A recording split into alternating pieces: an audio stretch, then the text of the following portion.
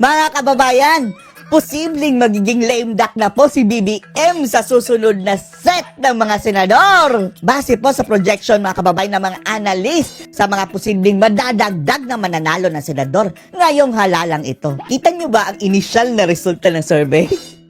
Mukhang umaariba ang mga dilawan mga kababayan. Mukhang ang labanan ng eleksyong ito ay balik sa ka-DDS versus mga dilawan mga kababayan dahil sa top 6 mga kababayan ang naglalaban ay mga Duterte supporters at balik na mismo doon sa mga dilawan. Pumasok! Effective ang pagkain ng dahon mga kababayan at pag-shut up ng dalawang ito. Di ba halata ninyo mga kababayan, ang taktika nito si Kiko Pangilinan at saka si Bam Aquino, lalong-lalo na si Bam Aquino, ay hindi masyado silang bumibira sa mga Duterte. Hindi kagaya ng dati mga kababayan na batikos lang ng batikos. Ngayon, tahimik lang at apparently na solid ng mga dilawan mga kababayan ang kanilang boto habang nag-aawayan ang magkabilang kampo.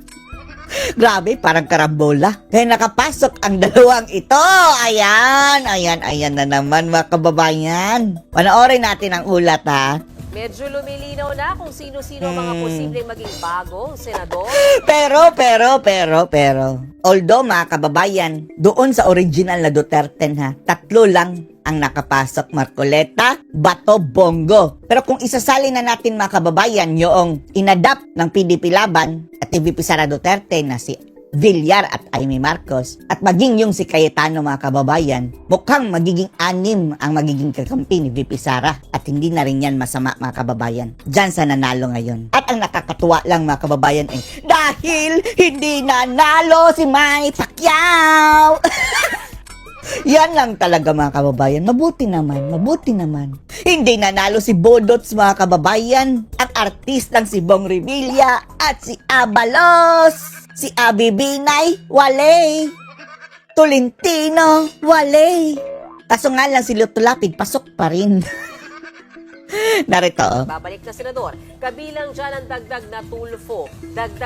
Dagdag na tulfo. Pero isa lang tulfo mga kababayan. Mabuti na rin. Akala natin 2, di ba? Pero si Amy mga kababayan, cliffhanging pa Kung hindi yan na-endorse ni VP Sara Duterte, wala yan. Cayetano at posibleng dagdag na Villar o kapalit lang nung palabas na Villar. Kapalit lang ni Cynthia na natalo mga kababayan din. Himayin natin ang mga posibleng Bilang Anong tinakbuhan na ng Cynthia Villar? Lokal na mga kababayan natalo. dynamic ng susunod na Senado. Bukod kay Ms. Malu Tequia, kasama pa rin natin si Ma'am Malu, makakasama rin natin ngayon Malu ang Tequia. Director ng Center for Local and Regional Governance at Assistant Professor ng University. Tuwang-tuwa ang mga taga News 5 dahil yung si Pagpag at si Matsing mga kababayan nakapasok na rin. Manok nila yan Of the Philippines National College of Public Administration and Governance NC. Pangilinan din ang may-ari ng News 5 Kaya bias yan. Ugatan. Good morning, sir. Good morning, and thank you for saying that. Eto mga kababayan himayin natin mukhang sa susunod na set of the senators mga kababayan, mukhang marami ang kakampi ni VP Sara Duterte. Matrix, ang tanong kasi kung sino ang pupunta saan. Again, we're talking about possibilities. Politics, nothing is ever set in stone. So, Nothing is these are ever set in possibilities given stone. Maybe their political history, their past alliances, their present alliances, and their potentially future alliances. Sige, umpisa na. Tagal. Mga holdover senators, ito yung mga mukhang pasok so far with what, 70+%. Pero si Amy mga kababayan na 50-50 pa. Dahil andun sa number 12 mga kababayan, although 1 million ang gap nila mga kababayan ni Ben Tulfo. The vote in. So ito yung mga malamang napapasok. Ang tanong kasi, anong magiging political alliance sa Senado? Pero this is in the context, let's put it in the context of impeachment. Kasi it's the elephant in the room Impeachment is going to come. Sige, proceed! Pagpasok nila, yun ang una nilang gagawin. At sayang mga kababayan, ang ipanaw sambayanan hindi pumasok. Okay lang. At ang nakakatawa mga kababayan, ang reklamo ng marami dito sa party list na pagboto hindi nila nakita. Submit agad mga kababayan, doon lang sa front page lang, tapos hindi nila tiningnan ang nasa likod. Na mayroon pa palang fill-upan. Diba? Pag resume ng June 2. Nagsabit agad, hindi na nakaboto ng party list. Inyong yung pananaw na malamang will be for conviction because this is under the administration. Sige, proceed. Again, Tatal. conviction. This is the middle ground. Parang kung hindi tayo sigurado kung saan, maaaring dito ilagay, o maaaring magbagong isip, o maaaring namamangka sa dalawang ilong na hindi naman kakaiwasan. Who do we want to start with? Yung mga holdovers o yung mga... Simulan natin sa holdover senators. Oh, sige. Okay, ako muna. Sige, Siyempre, sama- si Senate President Cheese Escudero. Oh, admin yan. Waiter na yan eh. Talagay ko sa admin. Admin yan dahil waiter. Sa antay. Yes, tama. Dahil Makasara Duterte, tama po ba? Hindi, at saka may shared sila yung sa tatay. Pero duda tayo dyan kay Jinggoy ha. Duda tayo ha. Okay. Sige, ilagay na lang. Bawat Cayetano. Kung sa amin, ilagay namin yan sa swing. Yan. Sir, ako gumagawa. Si Cayetano din, swing yan mga kababayan dahil galit yan kay Sara eh. Di ba nung House Speaker mga kababayan, doon si Sara sa kalaban ni Cayetano. Swing yan si Cayetano and then nakikita rin natin yan sa konsyerto sa Malacanang kasama ni Admiral mga kababayan. Lang kailangan para ma-quit.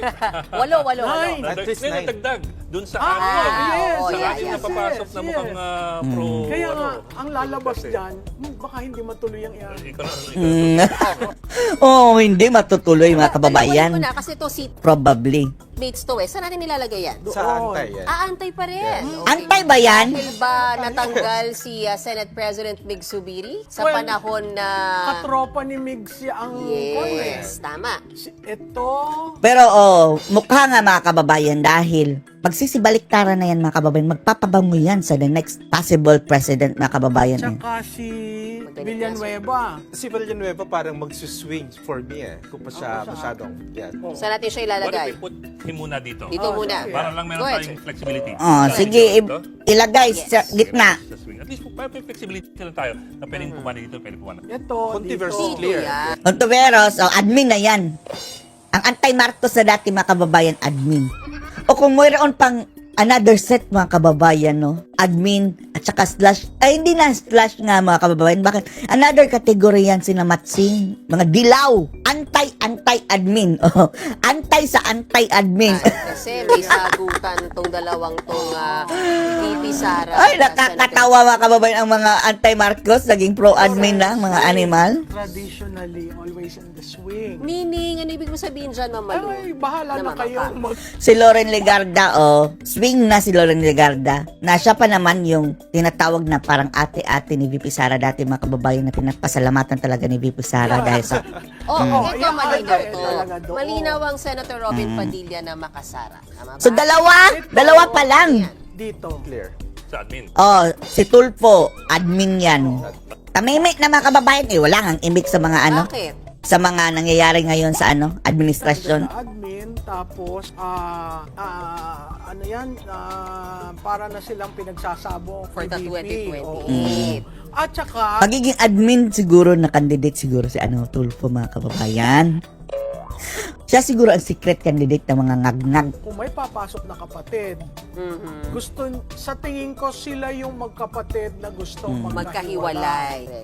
Villiers. Yan, doon, syempre. Eto na rin ang maganda dyan mga kababayan sa pag-endorse ni VP Sara kay Villar. Dahil 1+1 sila mga kababayan ay buy one take one. Andyan si Mark na tahimik lang. Political Si Migs, ad. dyan, sa anti-admin. Uy, nakakailan na tayo dito. Oo nga. Ang dami na. Ito na. Ang dami na. Dito na tayo. Possible. Daming anti-Marcos na mga kababayan. So yan, Take it. Pero yung ilan dyan, feeling natin swing yan. Sina Jinggoy at saka Ercito. Pati nga si Cayetano. So wait. Si Bongo ba? Of course. Tatanungin ko pa to, oo, hindi na. hindi na yan Siyempre, lagay mo na yan. kaduda-duda. Oh, may 8 ka na. Oh, yan. Kung ganyan, dyan palang mga kababayan, panalo na si Sara. Ilagay ko Obvious na muna. Sam. Sureball kung saan. Marcoleta. Si Marcoleta, si Marcoleta to. Aimee. Saka si Aimee. Wala na. I mean, Si Camille. Lusaw na ang admin mga kababayan. Lame duck na si BBM sa susunod na set of senators. Camille. Yan. Ang dami na. 3, 6, 12 na. 12 Kalahati na sila kanila mga kababayan. na. Si Kiko baka mag-swing din muna yan. Oo, Yeah, si si Kiko Kiko. nasa swing. Yes. Hindi. Hindi yan sasali sa mga Duterte mga kababayan. Sa tingin natin ito si Hontiveros. Although sa impeachment mga kababayan, doon yan sa admin. Pero, Otherwise, mga kababayan, mayroon silang sariling grupo. Ganun din ba si Bam? Ang nakikita ninyo? Sa Antay-Sara tingin yan ko, eh. Dahil na-endorse ng iglesia, Aha. baka nandyan. Saan sa dito? Dito. Talaga? Saan? That's going to be a surprise, ha? Yeah. Pero, no. Si Bam Aquino, ipapa-impeach siya si Sara. O, ilagay na natin kung ang consensus is swing. Di ilagay natin kung ako lang ang No. babasa dyan. I'm just saying it's a surprise. Yan, dito. Ilagay mo na yung mga alyansa sa admin. Alyansa, doon na lang lahat. Pero si Cayetano, mga kababayan na Pia, bumak out yan mga last minute mga kababayan Pero si eh. Pia sa akin, Si baka Pia, mag-aantay. Mag-aantay. Dito? Agree rin ako. Si dating Senate President Soto ay sa admin? O syempre, Sa swing. swing pa yan, traidor yan. Sasabihin ni Ngagag, traidor ka. Kasi yan, kung maging Senate President, through the help of the Vice President. Oh. Ping. Para bang ping? Si Ping, Mga bagoong yan eh. kasi sinasabi niya, alam Ilagay nyo na sa bagoong, kawawa naman. impeachment, ayusin natin ang problema natin, nakakakuha yan ng panahon sa oras natin. Ping or... Hindi, pero yan naman at si Soto, usually Yes, magkasama. bloke yan. O idilagay na natin. Wait. Dito lapit. Lapid. Syempre, admin na yan. So, ang klaro Oh. natin dito as far Magiging lendak si BBM dito mga kababayan. Magiging lendak. dito are concerned, 5 ang nasa atin. 5 ang sa admin. 5 ang swing. Tapos the rest mga kababayan, anti-admin. Anong masasabi niya dito? Post your comments below.